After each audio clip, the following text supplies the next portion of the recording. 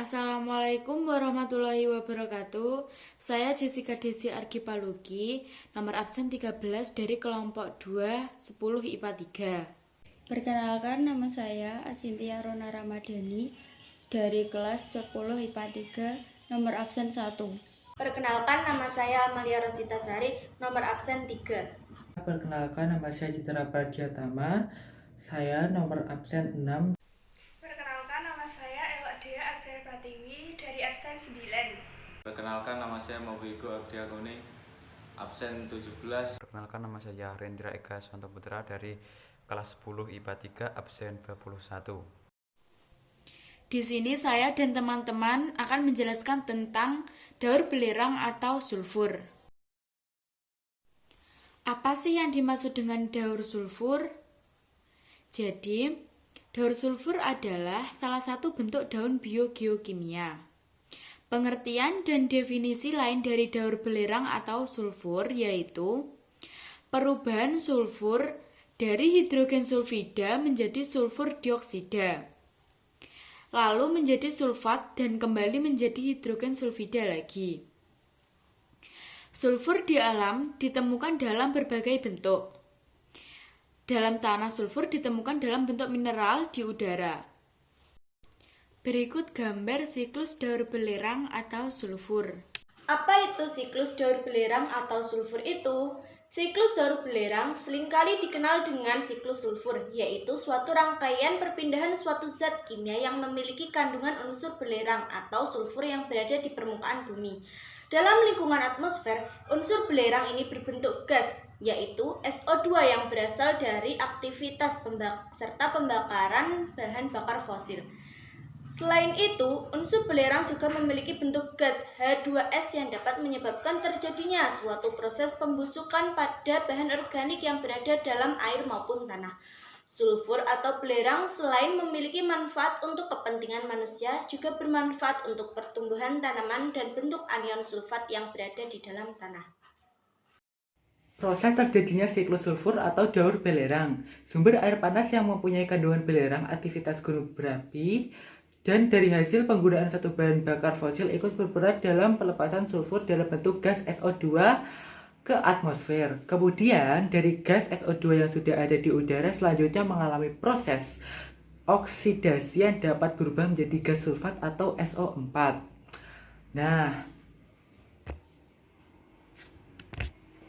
terjadinya pembusukan dari berbagai bahan organik yang melibatkan peran mikroorganisme juga dapat menghasilkan belerang yang dapat masuk ke dalam tanah seperti H2S ataupun yang terbang ke atmosfer menjadi bentuk gas. Beberapa mikroorganisme yang bisa merubah bentuk protein yang berasal dari bahan organik menjadi senyawa H2S dalam proses pembusukan seperti Escherichia sp, Neurospora sp, Proteus sp, serta Aspergillus sp. Sedangkan mikroorganisme seperti Vibrio, Desulforicans, Desulfovibrio, serta Aerobacter merupakan organisme pengurai yang dapat merubah bahan organik seperti karbohidrat menjadi H2 serta senyawa-senyawa lain. Di dalam atmosfer terdapat gas H2S yang dapat mengalami fase oksidasi sehingga berubah menjadi SO4 dan atau gas sulfat.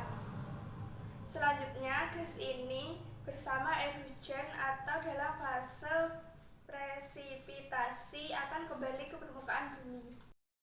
Apabila di udara terdapat kandungan gas sulfur yang mana kadarnya cukup tinggi, sehingga dapat mengakibatkan masalah untuk lingkungan, sebab dapat mengakibatkan terjadinya hujan asam. Yang mana hujan asam ini adalah suatu bentuk dampak buruk dari polusi udara serta polusi air. Unsur tunggal sulfur dihasilkan dari gas H2S yang mengalami fase reduksi di dalam tanah. Unsur tunggal selanjutnya akan memasuki suatu fase oksidasi yang mana terjadinya hal tersebut dibantu oleh bakteri Thiobacillus thiocidan, serta Thiobacillus denitrificans menjadi SO4. Saya mau menjelaskan jenis-jenis bakteri. Yang pertama ada bakteri Thibacillus. Sebutan lain dari genus Thibacillus adalah Aciditobacillus.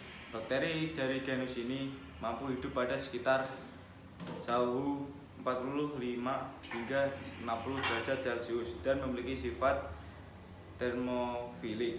Bakteri Thiobacillus juga masuk dalam genus acidofil yang mana mampu hidup dalam pH 1,5 hingga 2,5. Spesies yang lain juga dapat hidup dalam pH yang netral. Bakteri yang kedua adalah bakteri Desulfovibrio desulfuricans. Kelompok bakteri Desulfovibrio desulfuricans merupakan mikroorganisme yang masuk dalam kelompok sulfate reducing bakteri atau biasa disingkat SRB, yang mana dalam keadaan yang anaerob bisa mengurangi sulfat serta dapat membentuk logam. Sulfat apabila kation yang berasal dari logam bebas di alam dapat menjadi atom es atau logam sulfat. Fungsi serta manfaat siklus atau daur belerang. 1. Dapat membentuk daun untuk lebih tampak hijau karena prosesnya dibantu oleh terbentuknya butir daun hijau. 2. Protein serta vitamin yang terdapat di dalam tanaman untuk ditingkatkan kandungannya. 3. Produksi anakan tanaman padi dihitung dapat menambah. 4. Memiliki fungsi dalam keterlibatan pembuatan zat gula. 5. Struktur kelunturan, aroma, serta warna dari tanaman tembakau dapat diperbaiki dengan adanya siklus belerang ini. 6. Bermanfaat dalam mengurangi penyusutan, memperbaiki aroma, serta memperbaiki pertumbuhan yang menyimpang, dan dapat bermanfaat seperti umbi serta bawang merah dengan besarnya umbi. Kemudian dampak sulfur atau belerang untuk lingkungan. Dampak positifnya yaitu adanya belerang atau sulfur yang mana dalam skala industri dapat dimanfaatkan dalam proses pembuatan pupuk, kertas, fungisida, memutihkan buah kering, serta sterilisasi alat penghisap. Kemudian dampak negatifnya adalah selain dikenal dengan berbagai manfaat, belerang juga terkenal dengan dampak buruk untuk lingkungan sekitarnya, khususnya pada konsep pencernaan udara yang dapat mengakibatkan atmosfer. Saya perwakilan kelompok 2. Sekian presentasi dari kami. Bila ada kata yang salah, kami mohon maaf. Wassalamualaikum warahmatullahi wabarakatuh.